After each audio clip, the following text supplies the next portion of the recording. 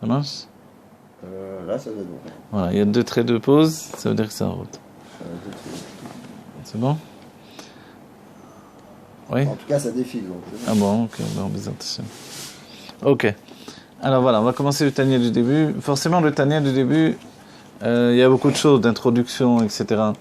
Ouais. Ce que dit, bien sûr, les introductions des tzadikim, bien sûr, là, il y a tu vois, la première page, c'est-à-dire la page de garde, elle est importante en elle-même, c'est faire l'écouter Amarim. Donc le terme lui-même, il veut dire que c'est un sefer qui est mélaquette, qui ramasse des enseignements. Donc des paroles qui déjà ont été dites. Voilà, c'est le Chelek Rishon, il s'appelle Sefer Shel Benonim. L'idée du Benoni, on dit que chez l'Admor HaZaken, c'est quelque chose qu'il a tracassé quand il était enfant. On le voit dans le Sefer HaToldot. Quand il était enfant, déjà, il avait cette idée de l'Evaer, qu'est-ce que le Benoni? Tu vois? Et tous les inyanim de Tzadik, Racha, Benoni, finalement, on se rend compte dans le judaïsme, aujourd'hui encore, quand on n'est pas passé par le Tanya, c'est toujours très flou. Alors le rabbi nous dit qu'on doit dire aux enfants, on doit les appeler Tzadik pour dévoiler le Tzadik qui est dans l'enfant. Et l'idée du Sefer Tanya, c'est de nous faire comprendre en fait qui je suis réellement dans mon niveau. Voilà. Aujourd'hui se rajoute un autre angle de vision, c'est la vision du rabbi qui vient se rajouter au Tanya, et c'est très important. Parce que le rabbi nous dit qu'on peut tous être des tzadikim aujourd'hui. A priori, donc, ça ne fonctionne pas avec ce livre qui, lui, est le livre des Benonim. Dans la première idée, l'Admor HaZaken a écrit un sefer chez le tzadikim. Tu connais, on dit que ça a été... il a écrit et puis il a mis un sceau dessus. Et même une interdiction avec une klala pour celui qui allait l'ouvrir. Ah ouais. Et ce livre a brûlé. Oui, ça je rappelle. Et quand il a brûlé, il a demandé au Tzemar Tzedek, est-ce que tu as eu le temps de l'ouvrir? Tzemar Tzedek, il a dit, comment ça va, j'aurais pu l'ouvrir. Ouais. Et il y avait un sceau dessus, à la cire, je ne pouvais pas l'ouvrir, et il y avait une klala pour celui qui l'ouvrait. Comment j'aurais pu l'ouvrir? Il a dit, alors, tu fais pas Messirut Nefesh pour la Chassidut? Donc en fait, c'est ça l'idée. C'est vrai qu'il y a toutes ces interdictions autour de l'idée de tzaddik, mais qu'est-ce qu'un tzaddik? Voilà. Dans notre génération, le rabbi dit qu'il y a des forces particulières qui sont données pour être tzaddik. Et en réalité, le rabbi nous désigne que la notion de vision du chef de la génération fait qu'on se voit comme des tzaddikim déjà directement, parce que le Mashiach, son travail, c'est de dévoiler le tzaddik qui est dans chaque juif. Voilà. Comment ce tzaddik arrive au grand jour? Dans la notion de Baal Tshuva. C'est-à-dire, puisque le tzaddik d'aujourd'hui, c'est aussi un Baal Tshuva, donc quelque chose est déréglé dans le système habituel. Donc on dit que le tzaddik, dans la notion de la Géoula, c'est le Mashiach vient faire Tshuva au tzaddikim. Donc tzaddik de la Galoute et tzaddik de Géoula, c'est plus la même vision exactement. Mais tzaddik, ça reste quand même l'idée de tzedek, la justice divine. Donc quelqu'un qui fait tout selon la justice divine. Voilà. Aujourd'hui, la justice divine évoque que chaque juif, chaque Yehudi qui sert Dieu, Be'ava, avec amour, alors que le monde va dans un autre chemin finalement. On aurait beaucoup plus d'intérêt de faire notre vie en dehors de la Vodat Hashem, du service de Dieu. Mais quand même, on va dans ce chemin-là, en réalité, il y a de quoi être appelé tzaddik dans cette idée-là. Donc en fait, c'est exactement tel que le rabbi le définira, comment les Ene Aïda, les yeux de la génération, les grands de la génération, et Beikar essentiellement le Nassi Ador, de la manière dont il nous voit, il va fixer que l'on est un tzaddik en réalité. Donc en fait, on est un tzaddik par cette vision du prince de la génération, et cette vision, c'est une vision qui ne supporte pas de changement en fait. C'est pas parce qu'il va avoir une avéra que je perds le niveau de tzaddik dans les yeux du prince de la génération. Voilà. Ça c'est important pour comprendre que notre génération est méritante. Maintenant, comment on l'inscrit dans le Sefer Tanya, dans le Sefer du Benoni? On l'inscrit par le Avoda du Benoni. Le service de Dieu du Benoni, c'est un service de Dieu qui est en relation également avec le tzaddik que l'on doit devenir. C'est-à-dire, on n'a pas la connaissance du tzaddik écrit dans le livre de l'Admor HaZaken au départ, mais grâce au Sefer Tanya, grâce aux enseignements du Rabbi, on comprend comment un tzaddik doit travailler dans le derrière du Benoni. Et ça, c'est important. Ça a une définition nouvelle aussi que le Rabbi a apportée. C'est-à-dire qu'on a vu dans Parashat Shlach où le Rabbi compare les Meraglim de Yoshua et les Meraglim de Moshe. Et c'est vrai qu'a priori, les Meraglim de Yoshua sont passés par Yericho. Yericho, c'est la Shon Re'ar, Et le Réar, donc, c'est l'odorat. Et l'odorat, c'est la tête de tous les Chushim, de tous les sens. Voilà. Voilà. Exactement. Réar Vadaim, le Mashiach, il aura cette notion de sentir les gens sans avoir besoin de preuves. Et le Rabbi nous dit qu'on a vu ça déjà chez les Rebbeim, on a vu ça chez le Harizal, chez le Baal Shem Tov. Donc c'est une notion de Mashiach qui a été B'Itgalout déjà. Donc on va la retrouver dans le Mashiach très fortement appuyée. Et le Rabbi nous rapporte par rapport à Chanor qui s'est même englobé dans son odorat pour monter dans le ciel avec son corps. Donc c'est une notion où le matériel s'englobe dans le spirituel par le biais des Chushim. Et pour nous, c'est important parce que les Chushim, donc le sens de l'odorat, il peut être un réceptacle pour arriver à une sorte de transformation intérieure très profonde, jusqu'au fait d'entraîner son corps dans les mondes divins. Et ça, a priori, la matière physique, comment elle peut rentrer dans les mondes divins? C'est vrai que, selon la Kabbalah, les mondes divins, la Kabbalah du Harizal, ça a l'air d'une montée géographique, on monte comme on monte avec une fusée de plus en plus haut, etc. Voilà. Selon la Chassidut, on comprend que c'est plus raffiné. Le Maguide de Mezritch, lui, va dire Atzilut, elle se trouve ici. Donc cette notion d'Atzilut qui se trouve ici, c'est comment on peut conjuguer tout en même temps. En fait, ce sont des dimensions. Monter dans le monde de Atzilut, c'est rentrer dans une autre dimension que la dimension dans laquelle on vit. Et comme ça, il y a plusieurs dimensions. La dimension du monde de Bria, de Yetzira, de Asiya. Et nous, on est dans le niveau le plus bas de Asiya. Et cette dimension, elle a son propre langage, en hébreu on dit son propre bitouille, sa propre expression. Et l'expression, elle est matérielle. Tout nous semble terminé, fini. Fini dans le sens existant. Quand on est dans le monde de Yetzira, les choses ne sont pas terminées parce qu'elles sont dans une image de l'existence, mais qui n'a pas encore de corps. Dans le monde de Bria, c'est vraiment l'idée existentielle de la création. C'est-à-dire, Efsharut HaMetziut, dit le Rabbi Rayatz. Le Rabbi Rayatz nous dit, le monde de Bria, c'est juste Efsharut HaMetziut, la possibilité de l'existence. Voilà. Dans tous ces shlavim, on descend dans ce monde et on s'habille dans la réalité. Et la réalité, c'est que, finalement, donc on est tous des tzadikim dès qu'on nous voit dans une réalité beaucoup plus élevée, divine. Et pour ça, il faut se rappeler, la Chassidut, ce n'est pas comme la Kabbalah, dans le sens où la Kabbalah, c'est la manière dont l'homme voit Dieu. La Chassidut, dirait le Rabbi, c'est la manière dont Dieu voit l'homme. Donc, du coup, c'est là où Dieu nous voit tzadik en réalité. On est des tzadikim parce qu'on peut arriver à dévoiler le Etsem de la Neshama. Et si on dévoile le Etsem, donc l'essence de la Neshama, forcément on est tous des tzadikim. Voilà. Donc, mais là on est dans le Sefer des Benonim, et le Sefer des Benonim nous donne une structure. Si le Rabbi dans les Dvar Malchut nous dit que tous on peut aujourd'hui être des tzadikim, a priori on va dire, bon alors on n'a plus besoin de Sefer chez le Benonim. C'est là où le Rabbi nous rapporte, tout à l'heure on a commencé à en discuter, dans Parashat Shlach, qu'en fait le avoda du tzadik qui se fait par le avoda des Benonim en fait. C'est-à-dire que, c'est quoi l'avoda des Benonim? Le travail des Benonim s'appelle les Levushim. Marshava, Dibur ou Maaseh. La pensée, la parole et l'action. Et c'est sur ça qu'on peut tous être des tzadikim en fait. C'est comme ça que l'on arrive à être des tzadikim. Et il y a un élément important, c'est que Marshava, Tova Hashem et Tzarfa l'idée Maaseh. Une bonne pensée, Dieu l'a fait fusionner avec l'action. C'est comme si dans l'action on avait déjà réalisé la chose. Donc c'est pour ça que le fait de vouloir être tzaddik, cette bonne pensée, elle peut être considérée comme une action. Et ça c'est essentiel pour nous. Donc arriver au niveau d'être un tzaddik aujourd'hui, comment on doit le faire? Par le Sefer des Benonim. Donc c'est pas une contradiction, c'est pas qu'on abandonne le Sefer Atania, c'est que par le Sefer Atania on devient le tzaddik que l'on doit être. Les notions de différence, on va les voir petit à petit. On va comprendre la notion de qu'est-ce qu'un tzaddik, un Benoni et un Racha, dans les deux niveaux de Benoni, les deux niveaux de Racha. Tout ça, c'est défini dans le Tanya et c'est très important. Donc, dans la page de garde, là, on a commencé à prendre la page de garde, alors. On voit la page de garde du Tanya. Là, dans la page de garde, alors, la première chose, quand on voit que c'est l'Ikouté Amarim, c'est important cette notion-là. Le terme de l'écouter Torah, on l'a vu déjà, il va venir ensuite.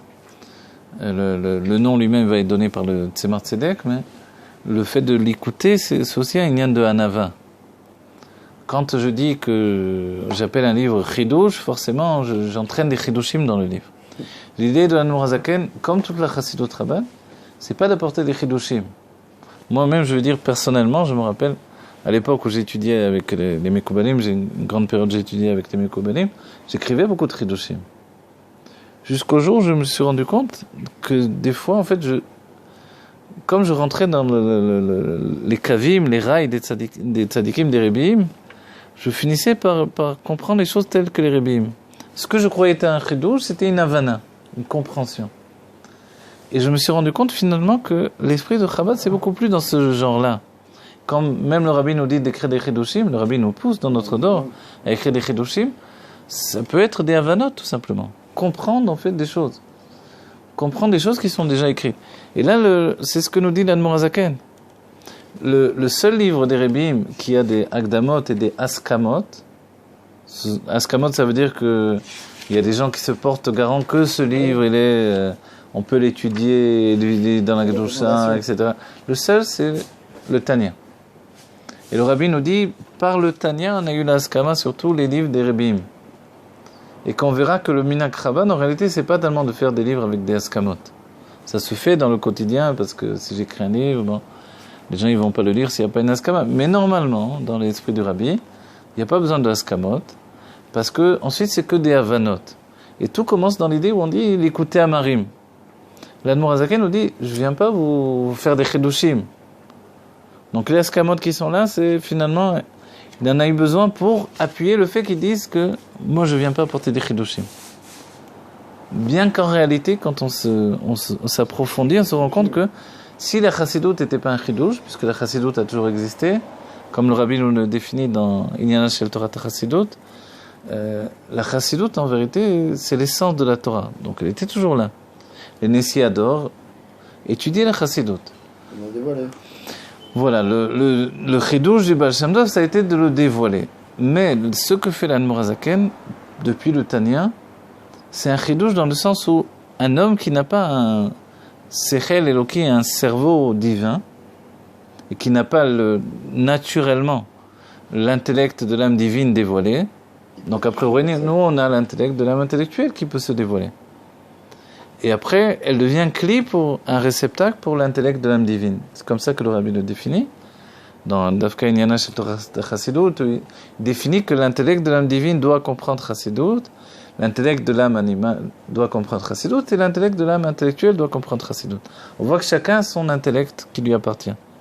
Mais essentiellement, nous, dans le monde quotidien, on utilise l'intellect de l'âme animale pour se débrouiller dans la vie.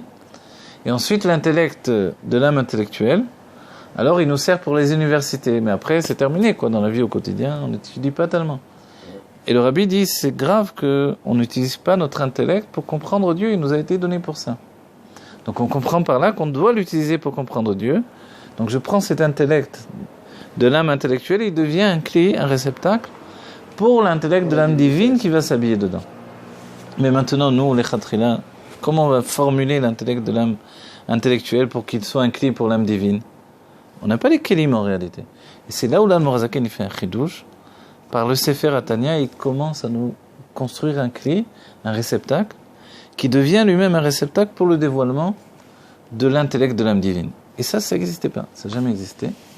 Parce que ces enseignements-là, divins, c'est-à-dire l'intellect de l'âme divine, s'adressait aux tzadikim, qui le comprenaient immédiatement. Voilà. Et on a vu, même chez les tzadikim, quand le Maguid enseignait, ils partaient les uns après les autres. Le Maguid enseignait, il y avait 120 tzadikim autour de lui. Il y avait une grande table, c'est le Rabbi Riatz qui rapporte. Au bout, il y avait l'Admour Hazaken. À l'autre bout, le Maguid de Mezritch. Ils étaient tous habillés en blanc, comme des Mekoubalim. Et puis, il commençait à enseigner. Rabbi Zoucha, à peine il avait ouvert la bouche, il sortait dehors. Après, on se rend compte qu'il connaissait tout le Mahamar. Il avait vu le Mahamar depuis la pticha des mondes divins, depuis l'ouverture dans les mondes divins. Et il était pris d'épilepsie, il fallait vite le sortir dehors. Ça, c'est Rabbi Zoucha. C'était un tzaddik, pachout, d'une grande pureté. Et l'Admour Hazaken dit qu'il n'a pas fauté dans la faute d'Adam Arishon. Rabbi Zoucha non plus. Mais après, les autres, ils sortaient les uns après les autres. Et deux, à la fin, restaient. Je ne me rappelle plus lequel restait avec l'Admour Hazaken. Voilà. L'Admour Hazaken restait et un autre. Et quand il voyait... L'Admour Hazaken, c'était le plus jeune de tous. Il n'avait que 22 ans quand il est arrivé chez le Maguid. Et donc les autres ont dit, comment ça se fait qu'il reste? C'est pas normal. soit il comprend rien, Alors, et bon, ils ont vu qu'il comprenait puisqu'il est devenu le Rav de halakha de tous les tzadikim. C'était lui le Rav. Oui. La halakha, c'était lui, c'était pas le Maguid. Et deuxièmement, ils ont dit soit il est très froid. Et après, ils ont opté pour ça. Ils ont dit il est tellement froid Ça me touche pas. que ça ne le touche pas finalement. Il peut étudier la chose en restant un esprit froid.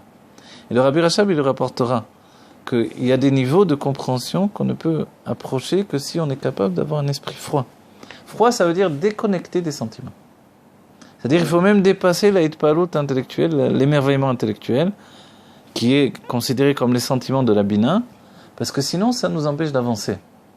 Évidemment, tout negiya atzmit, c'est-à-dire j'étudie parce que c'est bon pour moi. Ça donne une klot nefesh, une hitpalut, etc. Donc il y a un niveau où on est occupé à comprendre la chose, c'est tout. Et ça, ce niveau, l'Admorazaken l'atteignait. Donc il a fait rentrer tous les enseignements du Maguid de Mezrich. Et il a rajouté à ça sa propre Hitbonenut, ses propres recherches, et puis sa définition, comme le Rabbi va le définir, ou tous les Rabbim finalement, le fait qu'il est Shneor, les deux lumières. Puis même, c'est une âme Voilà. spéciale aussi. Ouais, effectivement. Après, on va définir qu'est-ce que son âme, etc. Mais il est Shneor, donc les deux lumières, la lumière du Niglé et du Nistar, la lumière de la Torah dévoilée et de la Torah cachée. Et dans ce cas-là, ce que dit le Rabbi, c'est incroyable et c'est important, que quand l'Admorazaken définit une chose dans le Tanya, c'est comme un psak halakha. Par exemple, lorsqu'il va définir que le tzimtzum est no kepshuto, C'est pour ça que c'est fort. voilà, et que Tao Amekubalim, ensuite, bon, c'est pas le premier Sefer, c'est pas Sefer de Benonim, mais c'est ensuite. Mais quoi qu'il en soit, quand il définit ça, ça devient une halakha. C'est comme ça et pas autrement. Et le Rabbi dit que, extraordinairement, on aurait pu penser autrement en réalité. C'est-à-dire que l'idée du Baal Shem Tov, c'est que le Tzimtzum, il n'est pas Kepshuto, c'est-à-dire, en termes simples, Dieu ne s'est pas retiré quand il a fait un endroit vide, un Chalal Apanouï pour l'existence des mondes. D'après la Kavana de la Kabbalah, a priori, on lit le texte de Etraïm, il s'est retiré. Siluk Gamo, c'est simple. Mais évidemment, on a du mal à comprendre pas mal de difficultés. Et une Naga qui parle du Reshimo, dont le texte ne parle pas, voilà. Donc, on ne sait plus comment comprendre la suite ensuite. Donc, le Baal Shem Tov est clair, et c'est contre l'avis du Gaon de Vilna qui pensait que le Tzimtzum Kepshuto, c'est-à-dire Dieu s'est effectivement retiré, et non pas dans la lumière, mais dans le luminaire. C'est-à-dire c'est le cas extrême. Ça, c'est le Rabbi qui explique en 4 lignes. Tandis que le Baal Shem Tov, le Tzimtzum était que dans la lumière, et non pas dans le luminaire, donc non pas dans Dieu lui-même. Et il n'était pas Kepshuto. C'est-à-dire que Dieu s'est voilé et il est toujours là. Voilà. Moi, quand j'étais au début de la compréhension de tout ça, j'avais demandé au Rav Ofen, et je me rappelle, moi je l'avais un peu embêté dans la tefila, donc il n'était pas content, mais il m'avait répondu quand même finalement. Sur la question je voulais une clarification sur le Tzimtzum Kepshuto, je me rappelle. Et il m'avait dit, il avait un verre d'Afrique comme ça, il avait un verre, il a dit, dans le monde matériel, si je veux mettre quelque chose à la place de ce verre, je suis obligé de l'enlever. Ouais. Mais dans le monde spirituel, je peux mettre, à l'endroit où se trouve ce verre, je peux mettre autre chose. Autre chose, sans le Voilà. déplacer. La même notion de Tzimtzum Kepshuto ou Lo Kepshuto, c'est soit on l'observe d'une manière qui est comparable au monde matériel. Dans ce cas-là, si les mondes doivent exister, Dieu doit se retirer. Mais quand on parle de monde spirituel, il n'y a aucun besoin d'enlever quoi que ce soit. Donc alors pourquoi cette définition ? Après la suite, on le voit dans les écrits des Rebbeim. Dans le Tafresh Hanbel, le Rabbi Racha va dire pour qu'apparaissent en fait les kelim. C'était une nécessité que la lumière se retire totalement. Mais ce retrait, il est un voile. Il n'est pas véritablement un retrait. Oui. Voilà. Et le Rabbi nous dit la plus grande définition, c'est celle du Maguid de Mezrich, c'est l'exemple du Maguid de Mezrich, du Rav et de son élève. Le Rav doit se préparer à enseigner à son élève à un tel degré où il met son intellect de côté. Donc c'est un tzimtzum, un retrait. Et quelquefois, il faut vraiment mettre tout de côté pour arriver à discuter avec l'élève. Mais le Rabbi nous dit, mais l'intellect du Rav, il n'a pas disparu. Le Rav est toujours intelligent. Alors, oui, son intellect. Il a fait un achatatzmuto, ça s'appelle. Il a mis son propre désir de côté pour se mettre au degré de l'élève. L'intellect est là, mais il est voilé en réalité. Et il l'utilise pour enseigner à son élève ensuite. Donc, c'est pas un retrait en fait. C'est la conscience de l'élève chez le Rav qui est comme une notion de tzimtzum en fait. Et ça, toutes ces notions, c'est très important. Maintenant, quand on arrive au Tanya, donc, la définition du Tanya, d'abord, c'est de dire que c'est un likuté amarim. Donc, ici, on a parlé que du tzimtzum, mais évidemment, tout le sujet du tzaddik est finalement arrivé au sujet du Benoni. Il est profond parce que finalement, c'est quelque chose qui parle à chacun d'entre nous. Comme on va le voir dans le texte ensuite, dans la Gemara, il y a plusieurs avis. Qu'est-ce qu'un tzaddik? Dans le Zohar lui-même, déjà, il y a plusieurs avis. Et la définition qu'il y a 70 facettes à la Torah, donc, forcément, ces 70 facettes, c'est des aviotes, des visions différentes d'un même sujet. Donc, quand l'Admorazaken va finalement nous dire, et si on le dit le plus simplement du monde, le tzaddik ne fait aucune faute, le rachat fait des fautes, le Benoni ne fait aucune faute comme le tzaddik, mais il a un yetera comme le rachat. Voilà, comme ça on comprend, on va dire, de manière générale. Après, il y a 2 niveaux de rachat, 2 niveaux de tzadikim, c'est déjà dans les détails. Mais ça, c'est très important de comprendre. On va dire c'est la base même de compréhension, avant, on va dire, en rentrant dans le texte ou après.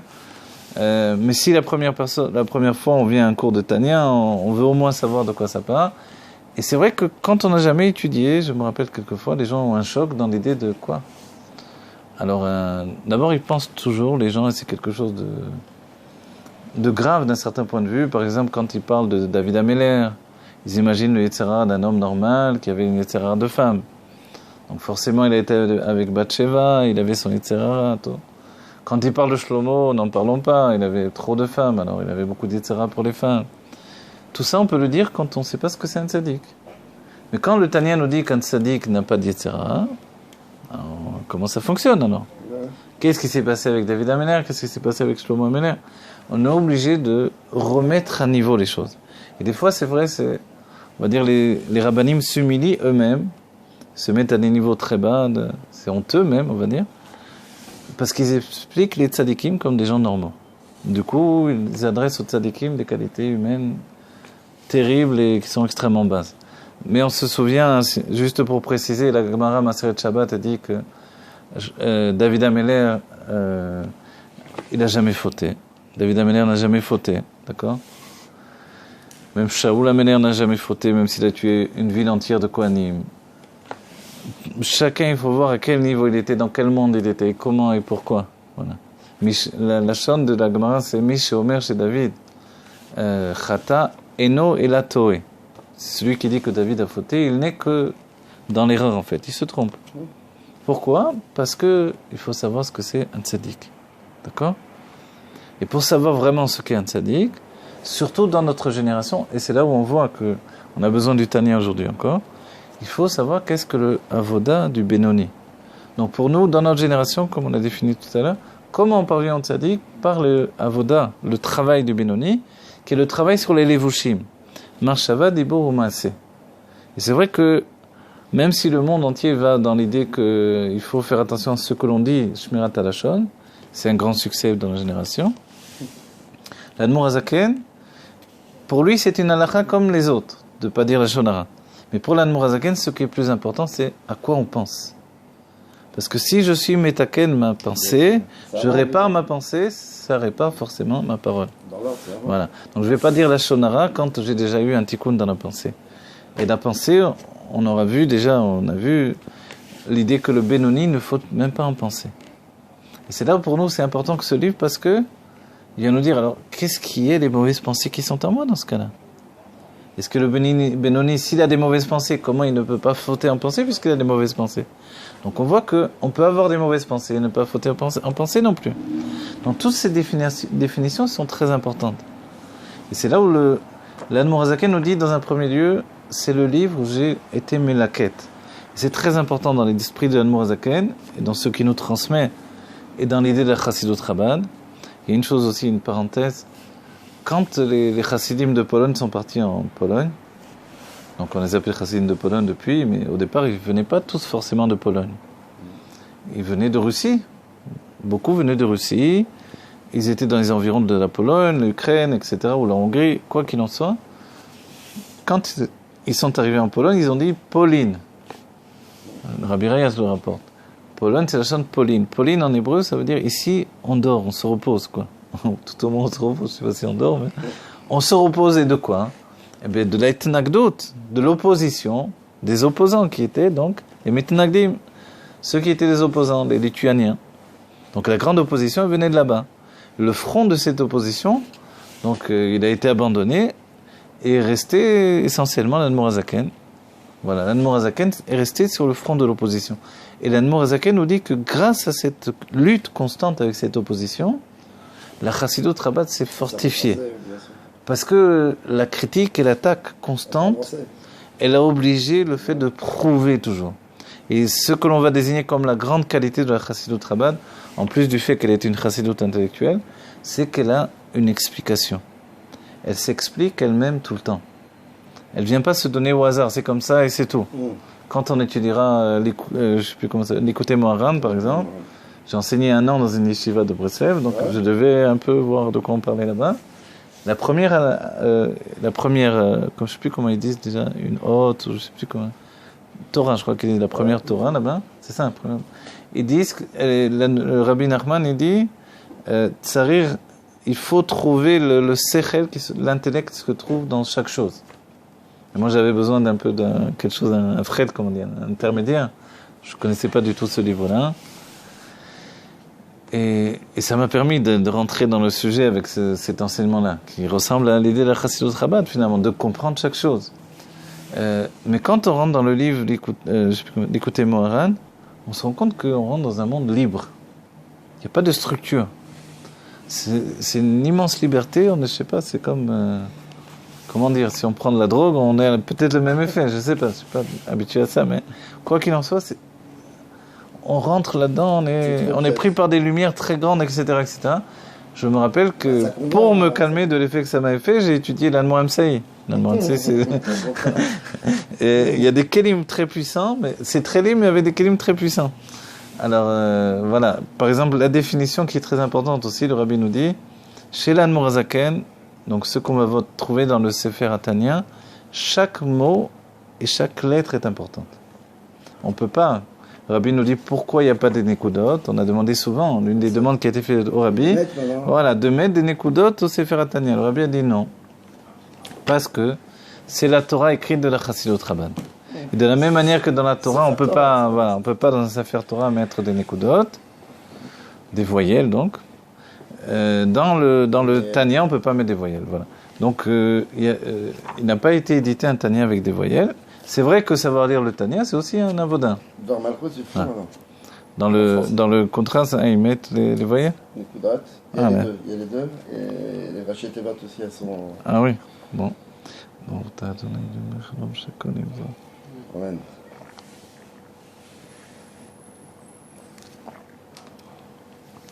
Ok.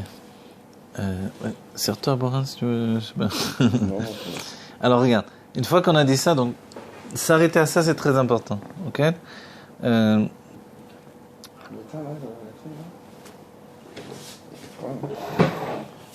Donc l'écouter Amarim, quand on dit ce nom-là, c'est faire l'écouter Amarim. On sous-entend ici, l'Admorazaken nous donne une indication très particulière qui est, je viens pas donner des chidushim, je viens les laquettes. On a vu dans la Torah, puisque c'est un livre de Pnimiut Torah, qui est construit comme un livre de halakha. C'est très important. On lui donne donc la définition de Torah écrite de la Chassidut Rabat. La Torah orale de la Chassidut Rabat, dans ce cas-là, c'est Torah or l'écouter Torah. Ici, c'est comparé à la Mishnah, et Torah or l'écouter Torah est comparé à la Gemara. Mais quand même, quoi qu'il en soit, par rapport à la Chassidut de Pologne, ce livre-là est considéré comme la Gemara de la Chassidut. Parce que c'est un livre qui est basé sur le Shaklavetariat, sur le question-réponse, définition, comme le birour de la halakha, c'est-à-dire vraiment définir les choses jusqu'à ce qu'on puisse les comprendre clairement. Donc effectivement, on sort de ce livre-là avec une havana, une compréhension absolue en fait, qui est blanc, c'est blanc sur noir on va dire. Mais ce n'est pas non plus un livre de questions-réponses. Ça aussi c'est important de le préciser quand on commence le Sefer Tanya, parce que les questions du début du livre, alors il faut voyager dans pas mal de chapitres pour trouver les réponses ensuite. Pourquoi ? Parce que l'Admorazaken ne veut pas que l'élève reste un élève, mais qu'il devienne un maître. L'Admorazaken ne forme pas des élèves, il forme des maîtres. Donc en fait, il donne tout. pour que l'élève lui-même connaisse tout le sujet. Donc, on a l'impression finalement qu'il nous amène dans un voyage où il a posé des questions au début, c'est-à-dire sur la Maout, la nature même du Benoni, en passant par la nature du Tzadik, et les questions du début sur l'idée de comment un rabbin a pu se tromper dans la définition de est-ce qu'il est un Tzadik ou un Benoni, donc tout ça on le voit ensuite dans le texte, les questions ne sont pas, on n'aboutit pas tout de suite aux réponses. Pourquoi ? Parce qu'en attendant, on est en train de construire une Havana Klalit, une compréhension générale. Et ça, c'est l'essentiel. Et pour ça, l'Admor HaZaken, donc, ramasse, il est Melaket. Dans la Kabbalah, par exemple, on aura vu que le Ramak va être Melaket, tous les divrei Kabbalah, tous les enseignements de la Kabbalah, le travail du Ramak, pour préparer la venue au Harizal, il a réuni tous les enseignements de la Kabbalah et les a ordonnés. De même écrit le Pardes Rimonim, qui est une sorte de dictionnaire de la Kabbalah. Tout ça pour préparer le monde, en fait, à quelque chose de nouveau. L'Admor HaZaken, lui, il prépare pas, on va dire, à la venue du Harizal à venir d'un autre. Là, il prépare pour une cherchérette toute une lignée de compréhension qui nous amène vers la Géoula. Donc le but de ce livre, évidemment, c'est d'entraîner la Géoula. Une précision, alors on a dit que chaque lettre est importante, si bien qu'on ne peut pas enlever une lettre. Et on nous a dit que l'Admor HaZaken, sur rajouter un Vav, Aemet, Ove Aemet, sur ça, il a réfléchi 3 semaines sur ça. Et parce que, je ne me rappelle plus maintenant, s'il a décidé de le mettre ou de ne pas le mettre, quoi qu'il en soit, ça a fait une différence qu'il aurait pu avoir 24 000 élèves en plus. Ouais. Voilà, s'il avait juste rajouté le Vav, je crois. Donc dans ces définitions-là, on voit que tout est important. Et le Rabbi dit que chez l'Admor Haim-Saïd, donc le fils de l'Admor HaZaken, qui est d'entre ceux qui vont faire l'Akdama, la présentation du livre, chez l'Admor Haim-Saïd, tous les mots ne sont pas importants. Toutes les lettres, Bevadai, et tous les mots non plus. C'est l'idée qui est importante. L'Admor Haim-Saïd, justement parce qu'il veut dévoiler l'infini, il ne s'arrête pas aux mots. Donc quand on étudie l'Admor Haim-Saïd, on ne va pas chercher quel mot il a employé ou quelle lettre il a mis.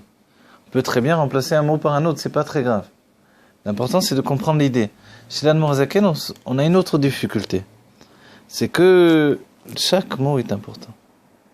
Si chaque mot est important, on peut en vérité l'Eidbonen très longtemps. Maintenant, j'ai dit l'Eidbonen, donc réfléchir profondément, construire un édifice de compréhension par la réflexion, c'est toute l'idée même de l'Admor HaZaken.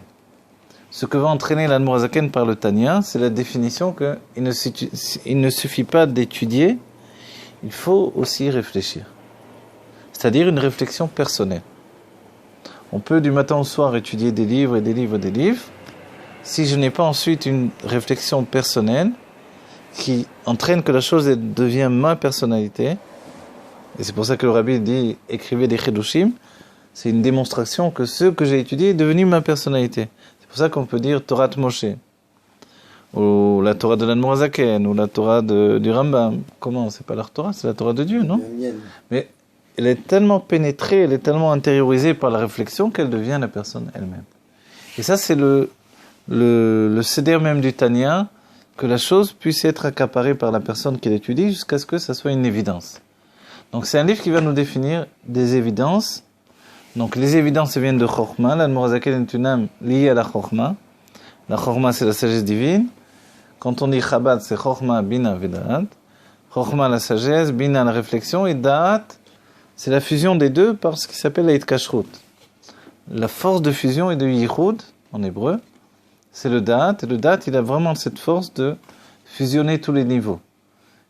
Les niveaux le plus élevés du Keter avec le niveau le plus intérieur du Da'at, le niveau des sentiments avec l'intellect, tout est relié par le Da'at. Donc en définitive, on doit arriver au Da'at. Dans la Chassidut, le Da'at, c'est le Tzemar Tzedek, au commencement. Donc le petit-fils de l'Admor HaZaken, dans lequel l'Admor HaZaken a donné toute son éducation Chabad. De nombreuses définitions vont être justement éclaircies par le Tzemar Tzedek, dans le cheminement. Parce qu'il y a des Pirushim du Tzemar Tzedek sur le Sefer HaTanya, qui sont aussi importants. Donc voilà. Ici, Chelek Rishon, donc on sous-entend qu'il va y avoir d'autres Chalakim. Le Chelek Rishon, la première partie, elle n'est pas tellement grande. Un Ikra Beshem Sefer Shel Benonim. Voilà, qui s'appelle en lui-même Sefer Shel Benonim. Donc il a 2 noms finalement. Likutei Amarim et Sefer Shel Benonim. Le Likutei Amarim, alors, ou Sefer Shel Benonim, il devient un livre des Benonim. Qu'est-ce que les Benonim? Alors c'est vrai que l'idée de base, c'est de se dire qu'est-ce que c'est ces Benonim. C'est vrai que quand on étudie la Torah, et quand on arrive la première fois à cette définition, on se dit c'est quoi les Benonim? On connaît les Tzedakim, on connaît les Rechaim, on connaît, je sais pas. Mais les Benonim, a priori, c'est une nouvelle définition. La définition d'une notion intermédiaire, elle est très importante. Très importante parce que l'intermédiaire dans tous les mondes, donc on va le dire en hébreu, c'est Memutsa. Le Memutsa, il est extrêmement important. On appelle Memutsa Mechaber ou Memutsa Mafsik. L'intermédiaire qui réunit ou qui sépare. C'est une liaison. Voilà. L'intermédiaire, il y a une nécessité qu'il soit Kolel, Kaloul. Il contient les deux niveaux qu'il va réunir. Et c'est là où exactement on va comprendre la définition du Benoni. Et pourquoi pour nous elle est importante, même aujourd'hui. Même aujourd'hui, dans l'idée qu'on peut tous être des tzadikim, on a besoin de cette définition. Le Benoni, c'est vraiment celui qui est mechaber, deux entités a priori totalement séparées. Et pour nous, qui sommes habitués à vivre avec les balei tchouva, ou nous-mêmes nous sommes des balei tchouva, où on rencontre chaque jour des balei tchouva, et on vient dans un monde qui est gorgé de cette définition-là, on ne pense pas qu'à l'époque de l'Admor HaZaken, en fait, définir le Benoni, c'était la continuité même de la Chassidut. C'est-à-dire que par le niveau intermédiaire, on définit exactement que les deux extrêmes existent, mais c'est pas pour autant que les deux doivent être séparés. C'est-à-dire que le tzaddik et le rachat sont pas obligatoirement séparés. Et que entre les deux, il peut y avoir un niveau intermédiaire qui a pour but de les réunir. Puisqu'il a pour but de les réunir, c'est pas étonnant que le rabbi nous dit qu'aujourd'hui, on doit faire le avoda du tzaddik. En réalité. On peut dire, mais qu'est-ce qu'on fait? On a un livre des Bénonim, on a été éduqué avec le Bénoni depuis tellement d'années. Depuis des siècles maintenant, presque 300 ans, je crois, depuis l'Admor HaZaken. Donc on va dire, alors, pourquoi nous dire qu'on peut tous être des tzadikim? Ça me balbelle tout, le mifné. La construction, ça embrouille toute l'idée. Et en fait, l'idée, elle est simple, c'est que ce n'était pas une finalité que le Bénoni nous sépare du tzadik. Le but du Benoni, c'est la fusion avec le tzaddik. C'est pour ça que dans notre dor, dans notre génération, on fait fusionner la Géoula et la Galout.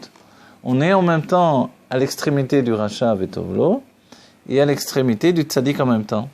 Et comme le rabbi nous dit, le tzaddik, il n'a pas d'âme intellectuelle. Il n'a pas d'âme animale non plus. Le rabbi le définit par rapport à l'Atid Lavo. Chacun d'entre nous, on va être dans ce niveau-là. Donc, il y a un moment dans la Géoula où on n'a plus d'âme animale.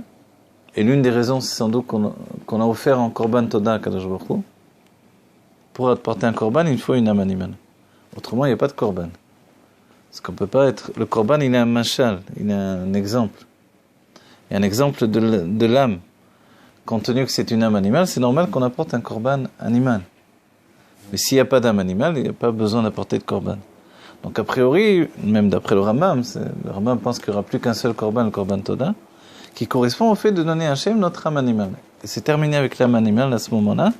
Et le Rabbi nous dit dans Imot HaMashiach, dans le Shlav Mitkadem, dans le niveau plus avancé encore de Imot HaMashiach, des jours du Mashiach, dans lequel on est déjà, il y aura un niveau où on n'aura plus d'âme animale, on n'aura plus que le niveau premier de l'âme animale qui s'appelle Nefesh Hativit, ou Achiyunit.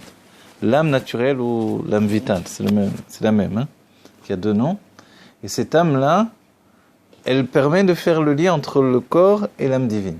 Donc on n'aura plus que l'âme divine et l'âme naturelle, comme les tzadikim. Les tzadikim ne connaissent l'âme animale que dans la petite enfance, et après elle disparaît, la bar mitzvah, c'est terminé. Pour le Rabbi Racha, par exemple, on dit qu'à la bar mitzvah, il avait atteint déjà un tel niveau que personne ne pouvait le comprendre. C'était terminé. On pouvait le connaître que dans sa petite enfance. Et on a vu pour l'Admor HaZaken que quand il étudiait, il n'avait aucune difficulté. Comme c'était une âme nouvelle, donc c'est ce que lui a transmis le Maggid de Mezrit, une âme nouvelle, qui n'avait pas fauté avec Adam Arishon. Évidemment, puisque la base de l'âme nouvelle, c'est qu'elle n'est pas fautée avec Adam Arishon. Voilà. Les âmes nouvelles, habituellement, c'est des âmes elles sont appelées Zeiraïla, des âmes de la tête, en fait, qui ont fui Adam Arishon avant qu'il ne fasse la faute. Et l'Admor HaZaken n'était même pas inclus dans Adam Arishon. Ça, c'est une massorette de Rabbi Yitzhak Ezik Me'omil, qui dit que le Rabbi Hillel de Paris le rapporte aussi. L'Admor Hazaken n'était pas inclus dans Adam Arishon. Donc il est de ces âmes nouvelles qui ne viennent que pour la Géoula. Donc il est venu pour nous apporter la Géoula, pas pour autre chose. Et le Rabbi le précise, la Chassidut ne vient au monde que pour nous apporter la Géoula. Donc quand évidemment on arrive à dire lui c'est le Mashiach, quand un Rabbi de la Chassidut Chabad on le désigne comme Mashiach, c'est pas un chidouche parce que la Chassidut Chabad est venue pour apporter la Géoula. Voilà. Dans la Chassidut en général, mais comme la Chassidut de Pologne elle est partie se reposer, elle n'a pas pris sur elle de lutter encore pour affirmer en fait cette lutte, pour définir que la Géoula est vivante et vit avec nous au quotidien. Donc en fait la Chassidut Chabad a continué dans ce cheminement de vie en fait, et de lutte constante. Donc, et pour ça on a besoin du Sefer Shel Benoni. Donc c'est le Sefer du Memutza, c'est ça ce que ça veut dire. Le Memutza c'est l'intermédiaire. Et quand finalement on a après un livre qui s'appelle Shara Yichud, et Ve'aimuna, en fait, il reprend la même notion de Memutza. Le Yichud, le Da'at, il est aussi un intermédiaire qui réunit à nouveau. Donc le Da'at, on peut dire que son travail, c'est de réunir Chorma et Bina. Et s'il n'était pas dans un tel niveau qui réunit sans arrêt tous les niveaux, que le Etzraïm dit qu'il est comme une ma'alit en fait. Le Etzraïm dit à la chaîne comme ça, ou ma'avir et amaim chez megadlim et ailan. Il fait fonctionner l'eau. Donc il fait véhiculer l'eau qui va grandir l'arbre. L'arbre, ce sont les sentiments. Pourquoi il faut grandir l'arbre? Pour que l'on devienne adulte. Donc comment on devient adulte? En devenant un tzaddik.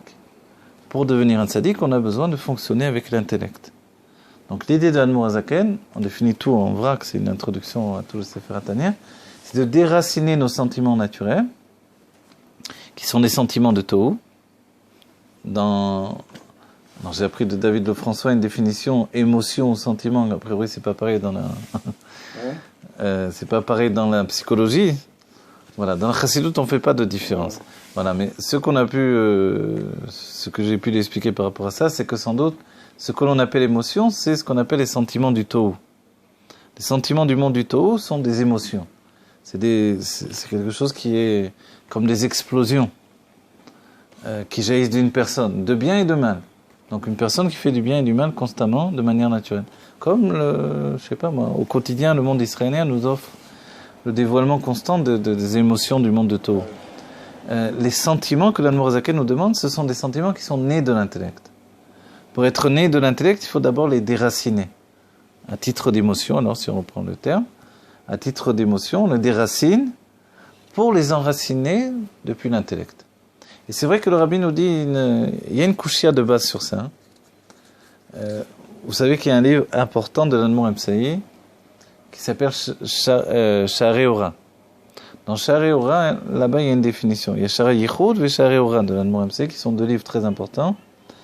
L'un, c'est les Maftiar, les clés de la Chassidut, et l'autre, Sha'arei Ora, c'est le Aleph Bet de la Chassidut. Dans Sha'arei Ora, il nous explique comment le Kohen Gadol, par l'élévation des Nérot, des lumières, va sortir en fait les âmes qui sont tombées dans les forces du mal et va les rentrer dans la Kedusha. Et comme ce sont des branches par rapport à tous les sentiments, tous les groupes du peuple juif qui se trouvent dans des sentiments. Et le travail, donc, c'est de les déraciner. Et le travail du Kohen Gadol, finalement, c'est de venir influencer les sentiments par le biais de l'intellect. Et cette définition-là, le Rabbi la reprend, il dit, mais c'est difficile parce que... L'intellect et les sentiments. Voilà, c'est deux mondes opposés. L'intellect, c'est intellectuel, c'est froid. Et les sentiments, c'est une vie chaude qui... On voit l'âme animale, comme définition même, d'après ce qu'on comprend du Tanya, c'est un feu. Ce qui prend le dessus dans l'âme animale, même si on va avoir une catégorie de définition par rapport aux 4 éléments, mais le chidouche même de l'idée de l'âme animale, c'est qu'elle peut apporter à l'âme divine un feu que l'âme divine ne possède pas. C'est comme ça ce que dira le Rabbi Rayatz. Le feu de l'âme animale, c'est quelque chose qui va grandir l'âme divine. Alors qu'a priori, on vient juste pour faire élever l'âme animale. Mais il y a un mamar du Rabbi, Parashat Pintras, le Rabbi nous dit non, l'âme divine fait tchouva grâce à l'âme animale. Parce qu'elle, en réalité, elle a un plus grand yesh de Elokut, parce qu'elle est liée à la Elokut. Donc en fait, elle a une plus grande notion d'ego par rapport à Dieu, que l'âme animale n'a pas. L'âme animale a un grand bitoul en réalité. une grande soumission, et on voit qu'on peut la soumettre au service de Dieu, ce que dira le Tanya, et le Rabbi nous le rapporte comme une évidence. On le verra même dans le Tafresh Enbet, le Rabbi Racha va le prendre au début du Tafresh Enbet, où il dit que Beteva, dans sa nature, l'âme animale est soumise à l'âme divine. Comme dans sa nature, le cœur est soumis à l'intellect. Le cœur est soumis à l'intellect, au cerveau, parce que le cerveau refroidit le cœur. Et la même définition, finalement, l'âme animale se soumet à l'âme divine, parce que d'elle, elle reçoit toute la vitalité. Donc en fait, de manière naturelle, elle est soumise. Alors la grande couchia, la grande difficulté, c'est de dire, alors pourquoi il faut un livre entier pour nous dire le combat et alors si c'est de la nature, même des choses, d'abord on devrait tous être des tzadikim, dans ce cas-là. Et je vois pas pourquoi écrire un livre entier là-dessus. L'explication, c'est que se rajoute en fait au fait que jusqu'à l'âge de 13 ans, on vit avec l'âme animale uniquement, que l'âme divine ne se dévoile. Donc chez l'homme à partir de 13 ans, la femme à 12 ans. Donc jusqu'à l'âge de 13 ans ou 12 ans, on vit uniquement avec l'âme animale. Et en réalité, l'habitude s'est rajoutée. L'habitude d'aller dans le chemin, dans le derrière de l'âme animale. C'est-à-dire que si ce n'était pas l'habitude qui est ancrée en nous, et cette habitude, elle s'est installée. Comme imaginez, pendant 13 ans, je ne suis pas dans ma maison. Quelqu'un est venu, s'est installé dans la maison. Maintenant, il est là, il est comme chez lui, quoi. Toi, t'es plus chez toi. Moi, j'arrive, j'ouvre les clés de ma maison, il y a quelqu'un qui est installé. S'est installé depuis des années dans la maison. Je dis, qu'est-ce que tu fais là-dedans? Sors d'ici tout de suite, c'est chez moi. Il dit, c'est chez moi, prouve que c'est chez toi. Alors je vais dire, mais c'est chez moi, c'est ma maison, c'est moi qui l'ai acheté. Il dit, où tu étais pendant 13 ans? Regarde-moi, ça fait 13 ans que j'habite ici. Tu peux me prouver que tu as déjà vécu dans cette maison? Tu n'as jamais vécu là. Comment tu oses venir me dire que tu es chez toi? De là, maintenant, la personne doit prouver qu'elle est chez elle. Et l'autre dit, mais putain, et s'engage une lutte. Aujourd'hui, si ça existe une histoire comme ça va être devant les tribunaux, etc. Pour prouver à qui appartient la maison. Voilà. À 13 ans, c'est ça finalement. Une lutte s'engage. Mais, on va dire alors, mais si c'est dans la nature même de l'âme animale de se soumettre à l'âme divine, pourquoi elle ne se soumet pas? Parce qu'elle s'est installée pendant 13 ans dans le corps. Elle a pris place et maintenant elle dirige les choses. Et puis, elle était entraînée par une autre notion. Là aussi, c'est important de le définir. Quand on aborde le Sefer Tanya, on a l'impression que l'âme animale, c'est du mal. Donc évidemment, il y a des passages où on voit qu'il faudra même l'insulter, etc., pour la soumettre. Quand on prend d'autres livres ensuite, qui sont la continuité, évidemment c'est écrit déjà dans le Tanya, mais il faut le comprendre. Et les Rebbeim nous l'expliquent ensuite dans la Haskalah, les livres de compréhension, on va dire, de la Chassidut. Là-bas, on voit, puisqu'on ne fait pas le travail de Avoda, de lutter directement avec l'âme animale, on nous dit que l'âme animale n'est pas du mal. Elle est comme parvée, elle n'est ni bien ni mal. Elle est simplement un désir de vivre très puissant. Il y a une définition du Tzemar Tzedek qui dit la nefesh abahamit, l'âme animale, c'est un ratson leitaneg, une volonté d'avoir du plaisir. Voilà, c'est ça l'âme animale. C'est toi qui l'as. Voilà. Maintenant, tu lui donnes des plaisirs divins, elle va les prendre. Mais est-ce qu'on est capable de vivre les plaisirs divins comme des plaisirs divins? C'est la grande difficulté. Mais si moi, quand je viens prier, je suis emporté, c'est comme si je mange un bon repas, etc. Mais l'âme animale est court à la Beta Knesset. Si moi, quand je viens à la Beta Knesset, j'ai envie de m'enfuir dès que je rentre, ou je m'endors dès que je commence à lire, elle n'a plus envie de venir. Elle dit, ça va, n'y va pas à la Beta Knesset. Donc en fait, elle a une envie de vivre très puissante. Elle a une volonté d'avoir du plaisir. Ça ressemble à l'enfant. Un enfant. L'enfant, il veut tout de suite. Exactement. Il veut un bonbon, il veut une soukaria, il veut tout de suite. Il n'y a pas. D'ailleurs, l'enfant n'a pas de notion du temps. Je vois avec mes filles, hier, demain, ça s'embrouille beaucoup dans leur tête. Mais on a beau le dire, demain on va aller faire ça et ça. Quand est-ce qu'on y va? J'ai dit demain. Non, mais quand est-ce qu'on y va? Il n'y a pas demain. L'enfant, il ne sait pas ce que c'est demain. C'est pour ça que le Rabbi nous dit, on veut la Géoula Arshav. C'est une notion qui touche l'âme animale. Si on lui dit, dans 50 ans, dans 3 ans, dans 13 ans, dans 10 ans, dans 3 jours, l'âme animale, elle ne sait pas ce que c'est dans 3 jours. 3 jours, qu'est-ce que je m'en fiche maintenant? Je veux profiter, je veux vivre. Ça, c'est l'âme animale qui veut la Géoula. Donc en fait, propose à l'âme animale une vie intense, d'émotions intenses, et tu la prends avec toi. Et c'est ce que dit l'Admor HaZaken. On ne peut pas l'acheter avec de l'eau, avec uniquement de la soumission. Mais il y a une notion, le Rabbi nous dit quelque chose d'extraordinaire. Le Rabbi nous dit que on a une ma'ala sur les tzadikim, et cette ma'ala, une élévation par rapport aux tzadikim dans la Géoula, c'est que quand dans la Géoula, on va avoir le dévoilement de l'âme divine en nous de manière absolue, il va y avoir une part de l'âme animale qui va être englobée dans l'âme divine. C'est le but. C'est ce que nous dit le Tanya. Tout ce que préconise le Tanya, c'est ça. C'est que le feu de l'âme animale s'englobe dans le feu de l'âme divine. Et le Rabbi nous dit, comme le mal qui est en nous, qui était dans l'âme animale, s'est soumis au bien, finalement, quand il va se transformer en bien, il aura une élévation par rapport au niveau des tzadikim. Que les tzadikim ne connaissent pas, le fait de soumettre leur mal en bien. Parce qu'ils ont transformé directement, ça s'est transformé. Dès qu'ils sont arrivés à la bar mitzvah, ou la bar mitzvah pour des femmes, hop, ils sont passés au stade de dévoilement de l'âme divine, il n'y avait plus d'âme animale, elle n'existait pas, elle n'avait pas d'emprise vraiment. Un tzadik ben tzadik, il avait en plus des makifim terribles de son père, qui empêchaient vraiment toute achiza de l'âme animale. Donc finalement, quand il devient tzadik à l'âge de 13 ans, c'est fini. Il n'y a plus de connaissance, l'âme animale n'a pu avoir aucune emprise sur lui. Le Rabbi Retz, quand il nous écrit sur lui, quand il était enfant, la force du Rabbi Retz, c'est de l'imager pour que nous, on comprenne à nos niveaux à nous. Mais petit à petit, il dévoile qu'il a des dévoilements, son grand-père, il vient le voir, du Gan Eden, etc. Mais il écrit ça comme si c'était normal, il n'y a que des choses normales qui se passent. Donc il veut nous donner à vivre les choses de manière simple, comme s'il était un enfant comme les autres. Quoi qu'il en soit, il raconte des souvenirs qu'il avait dans les moindres détails à l'âge de 5 ans. C'est déjà un peu étonnant quand même. Donc on voit que tout le derrière, finalement, des Rebbeim, c'est de dire comment un chassid se construit. Les Rebbeim ne vont pas nous dire comment les tzadikim se construisent. Entre guillemets, c'est pas leur travail. On aurait pu dire, ils auraient pu, puisqu'aujourd'hui on doit devenir tous des tzadikim alors. Comment ça se fait qu'ils nous ont pas plutôt appris ça? Le Rabbi nous précise. Devenir un tzaddik aujourd'hui, c'est par la voda du Benoni. Et c'est pour ça que ce livre, il est essentiel aujourd'hui, pour chacun d'entre nous. Voilà. Alors voilà. Melukat, mepi sofrim, ou mepi sfarim. Alors j'ai inversé, mepi sfarim ou mepi sofrim. Kdosh Elion, nishmatam Eden. Meyusad al pasuk, ki karov elecha adavar meod bepicha, ou belevavcha la'asoto. Voilà. Ce livre, alors on a dit, c'est un likout, comme l'écouter Torah, l'écouter Amarim. L'écouter Torah qui va venir ensuite, le nom il est déjà chez le Harizal. Donc c'est l'idée de ramasser des Torahs. A priori, l'idée de ramasser des Torahs, c'est des enseignements qui ont déjà été dits, mais tout simplement ils sont redéfinis. C'est comme ça s'appelle, on n'oublie pas les mots, c'est un tsirouf, comme on verra dans le Sefer Yetzirah. Tsiroufé otiyot. Tsiroufé, alors on a vu beaucoup dans le Shara Yichud Ve'emunah.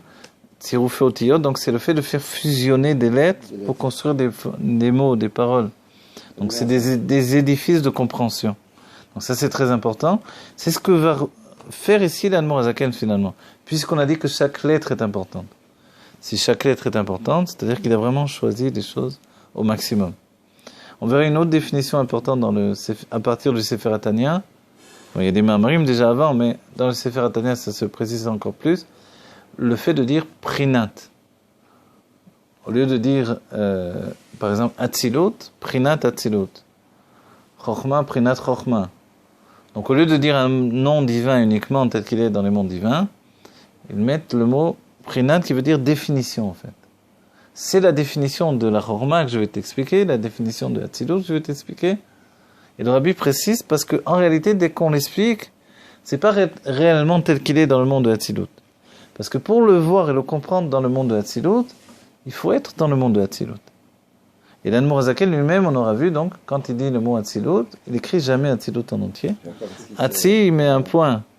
Parce que non seulement il n'arrivait pas à le dire, le mot Hatzilut, même quand il parlait, Hatzi, il n'arrivait pas à continuer. Il partait directement dans le monde de Hatzilut. Mais même quand il écrivait, il était obligé de l'écrire en Rashi Tevot, en juste les initiales, voilà. Hatzi, il mettait un point, il ne pouvait pas aller plus loin. Donc, quand le nom est dévoilé lui-même, c'est tellement élevé en réalité que tout ce que l'on va dire ne va que dénaturer le nom. Donc les Rebbeim sont habitués à mettre prinat. Donc c'est le niveau de la définition de Chochma, la définition de Hatzilut, la définition de... Ce niveau de prinat, ça nous laisse entendre que les Rebbeim veulent être extrêmement précis. La précision de Rebbeim, c'est de dire que, par exemple, le rabbi nous dira des histoires. Le rabbi dira, il faut vérifier si cette histoire est vraie. Vous connaissez, vous avez entendu déjà ça des rabbis. A priori, c'est comme quand le Rashi nous dit, je ne comprends pas ce qui est écrit dans ce passouk. Il y a des Mefarshim qui ont dit, si le Rashi ne comprend pas, il n'a pas besoin de nous dire, tu ne comprends pas, n'écris pas que tu ne comprends pas. Ne te rends pas. Des Mefarshim ont dit ça, ne te rends pas de ridicule en écrivant que tu ne comprends pas. Écris ce que tu comprends pas, tu n'écris pas. Mais le Rashi écrit quand même, je ne comprends pas, et plus d'une fois. Ça veut dire que pour nous, c'est un enseignement aussi, de savoir d'être capable, quand on explique toute la Torah, de dire je ne comprends pas. Et c'est ça la force. Et le rabbi, il raconte une histoire, et il dit il faut vérifier si elle est vraie. On ne raconte pas si tu penses qu'elle n'est pas vraie. En fait, toute l'idée, c'est que voilà, l'enseignement, il est important de cette histoire, mais il faut vérifier si elle est vraie. Voilà. Et il y avait celui qui a écrit l'encyclopédie universitaire, là, c'est Rav Godorowski. Il a écrit un livre sur les tzadikim, Sipurei tzadikim. Et le rabbi, il y a une lettre du rabbi, il lui dit, il faut faire attention. Ça casse un peu son travail, mais le rabbi dit, il faut faire attention aux précisions sur les histoires des tzadikim, parce que d'après certains détails qui sont écrits là-bas, les tzadikim font des avérotes. Or, les tzadikim qui adouvent, ils ne font pas des avérotes. Donc il faut être extrêmement précis pour que, en lisant, on ne pense pas que les tzadikim aient fait des avérotes. Voilà. Donc c'est-à-dire il faut vraiment toucher la vérité et la chercher jusqu'au bout. Et ça, c'est le derrière qui est implanté dans la Chassidut Chabad depuis l'Admorazaken. Donc, si c'est le Emet, c'est le Emet. C'est pas Sfat Emet ou c'est pas une autre définition. D'accord? Et ça, pour nous, c'est important. En tant que Chassidé Chabad ou étudiant du Tanya, parce que le Rabbi a dit, ce n'est pas nécessaire que tous on soit Chabad, mais que tous on étudie la Chassidut Chabad. De manière générale, profonde dans la Géoula, bien sûr, on sera tous Chabad dans l'idée de la clairvoyance d'esprit, de la Chassidut Chabad, ce qui est déjà Mena Géoula de la Géoula. Donc on va tous être Chabad dans la notion de compréhension absolue de toute chose. Mais le derrière que nous a donné l'Admorazaken ici, c'est de chercher à comprendre toute chose. Le Nishma de la Torah, il commence avec le Sefer Tanya. Donc il nous dit que c'est Melukat, donc c'est des enseignements qui ont été pris de Mipi Sfarim, de livres. Le livre, on a pour tradition, on dit d'abord les livres du Maharal de Prague, après la définition du Rambam, du Ramban, voilà, et aussi le Maggid après on va voir, le Maggid et le Baal Shem Tov, c'est Mipi Sofrim. Voilà. Sofrim, c'est ici le Maggid et le Baal Shem Tov. Gdosh Elion, Nishmatan Eden. Miyusad, et tout est basé sur le pasuk. Ki karov elecha adavar meod bepicha bilevavcha lasoto. Car la chose est très proche. Voilà. Si on lit vraiment dans le pasuk, Ki karov elecha, car la chose est proche. Adavar meod, la chose est donc le meod il vient ensuite, mais on voit qu'il se rapproche au fait qu'elle est très proche, donc la chose est très proche de toi. Après le fait qu'il vient ensuite, après Adavar, alors, là aussi il faut expliquer en vérité, mais c'est intéressant. Bepicha, de ta bouche. Donc déjà c'est la définition des levushim. Des trois vêtements d'expression qui font ce qu'est un Benoni. L'Admorazaken déjà d'emblée il nous dit voilà ce qu'est le Benoni en fait. Voilà sur quoi je base mon livre. C'est-à-dire que puisqu'il y a ces trois levushim là, ces trois vêtements d'expression, donc la Torah elle est très proche de quoi? Donc le service de Dieu, on parle en réalité. Bepicha, de ta bouche, ou bilvavra, de ton cœur, la soto, pour l'accomplir. Le cœur, comme assez souvent on dit, on le verra dans le Akdamot du Tanya et également dans le Patar Eliyahu, donc c'est Tikkun Azohar, là-bas il est dit Bina Liba, ou Ba Alev Mevin. Donc le cœur dont on parle ici, c'est pas juste l'intelligence du cœur, qui est une intelligence en elle-même, mais ce qui s'appelle l'intelligence dans la bina, dans la réflexion. Donc qui est voilà. En fait, il s'agit de la pensée, mais c'est elle qui va enfanter les sentiments. Quand on a dit que les sentiments naissent de la pensée, c'est à partir de ce niveau-là. Donc c'est le niveau de bilivavra, donc avec les deux, comme on le verra après dans le voilà, les deux côtés du cœur. le côté droit du cœur, le côté gauche du cœur, donc là où s'habille l'âme divine et là où s'habille l'âme animale. Mais aussi, comme on verra dans les deux